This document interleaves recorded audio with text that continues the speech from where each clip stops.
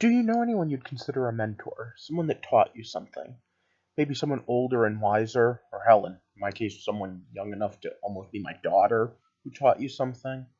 It's pretty cool.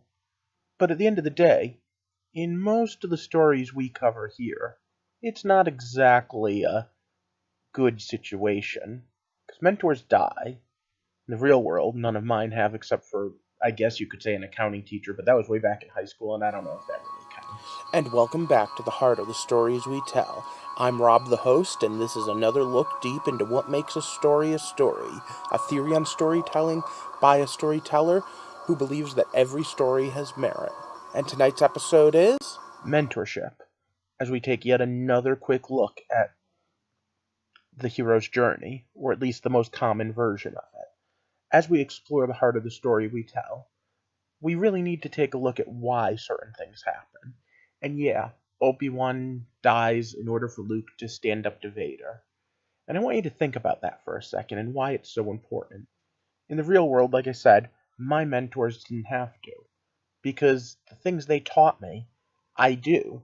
And if I really need them, if it was really an emergency, I could contact them and be like, hey, could you help me out with this? In a life or death struggle like most stories, wouldn't we be doing that all the time? Alright, before we go too far here, let me tell you what I do here. I take apart stories, I dissect them, and think way too much about them, and try to figure out why and how we tell them. If that sounds interesting to you, you can subscribe, and of course, if you're a really big fan, you can also help me out with Patreon, link in the description. But the psychological fact is that you can't grow beyond your mentor as long as they're always there bailing you out. Now, like I said, I could go back and talk to the person who helped me make videos the first time, or talk to the woman that taught me how to market, and I can ask for advice and help. But if I just have to ask them to do it for me, I don't really grow that much. So to be the superhero, in order to be the main character, you can't have that fallback all the time. You can at the beginning. And that's not to say you can't have allies, that you can't have friends, that you can't have people you can contact. But someone who was better than you at something, someone who taught you something, and is still better than you, going back to them is kind of going backwards. Arya Stark in A Game of Thrones has an interesting arc with this. She constantly is getting mentors, people who are trying to teach her things, and a lot of the time, they really end up dying before she's ready to go out on her own. And it's actually a rather interesting juxtaposition. What do you do when you can't get the mentorship you need?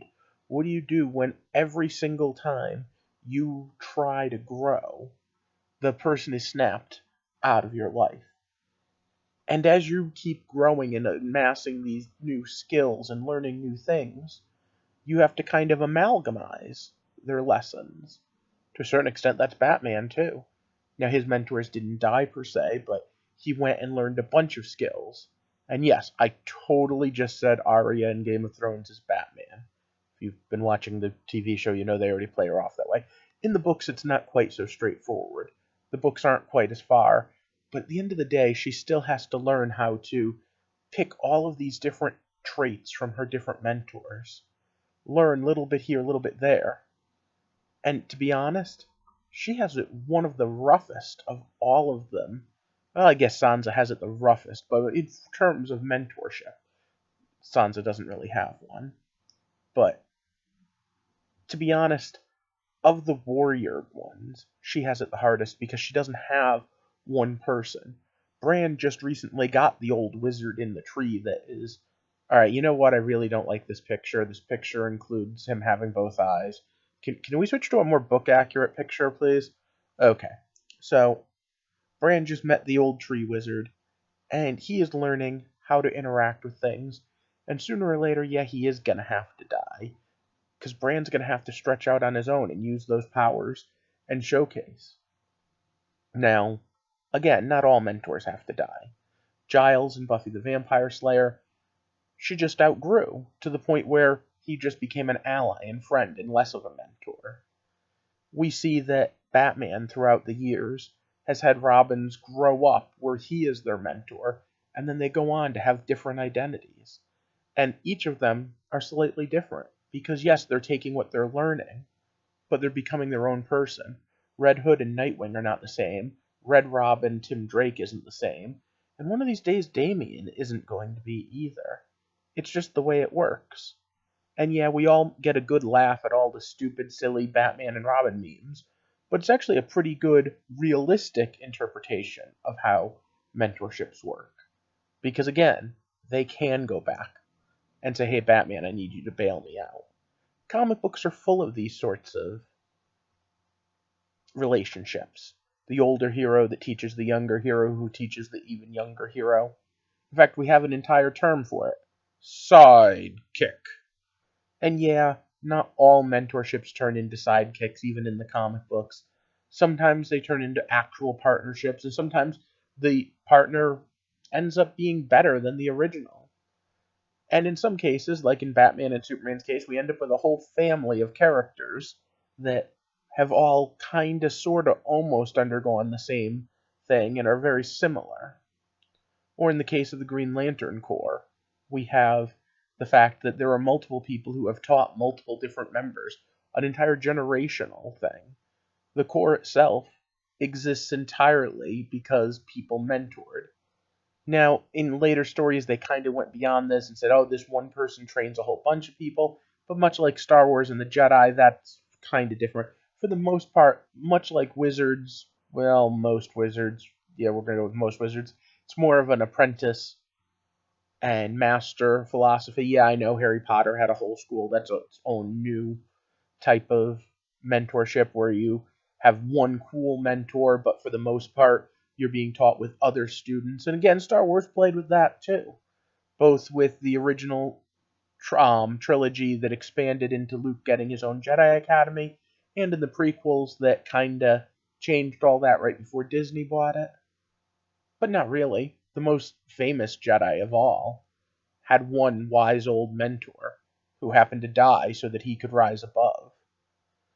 And again, that's kind of the way these things do go. You get one mentor, and when they pass away, you have to rise up. So why do we do this in the story? Well, it's to force character growth.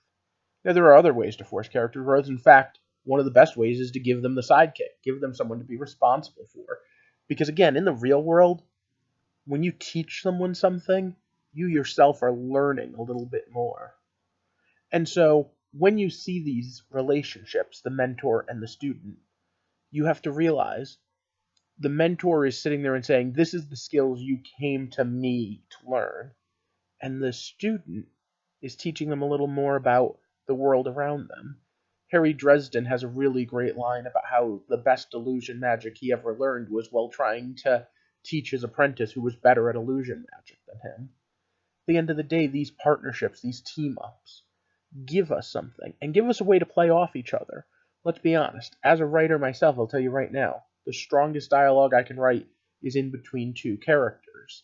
So having a wise character and having someone who kind of needs a little bit of a push or pull gives you the ability to have that inner juxtaposition to build the drama. Well, why is it that you need help? Well, how is it that you can help yourself? Well, what can I learn from the situation? And it allows you to build examples. And again, not all of them have to go that way. In fact, sometimes you could end up being the enemy of your mentor. Or maybe you could end up just being on a completely different side of a rational argument.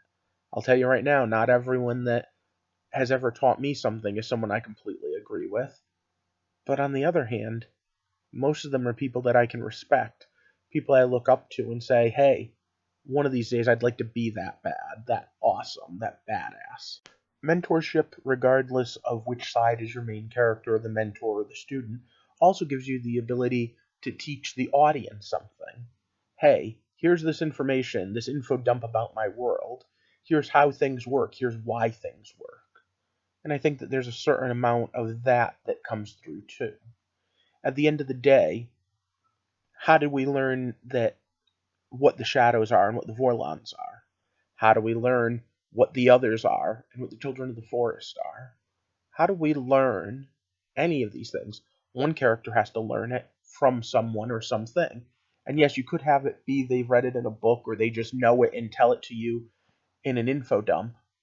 Or you can have someone mentor them. And when they mentor them, they can teach them. And then when they're done, you can just dispose of them because, just another character to throw in the fire. Burn them all. Burn them all. Alright, so in general, I think that a lot of TV shows and books use this. And it's one of those things you have to be careful with. I want to play with it in some of my own stories. I kind of like the Batman idea that your students grow and become their own person and can still come back to you. But again, Batman's the main character there, not the students, well, most of the time. I wonder, what do you think? When you see a mentor in a story, do you instantly go, oh, that guy's a goner? Or do you hope they stick around? Do you like when they do or when it's not? Let me know in the comments.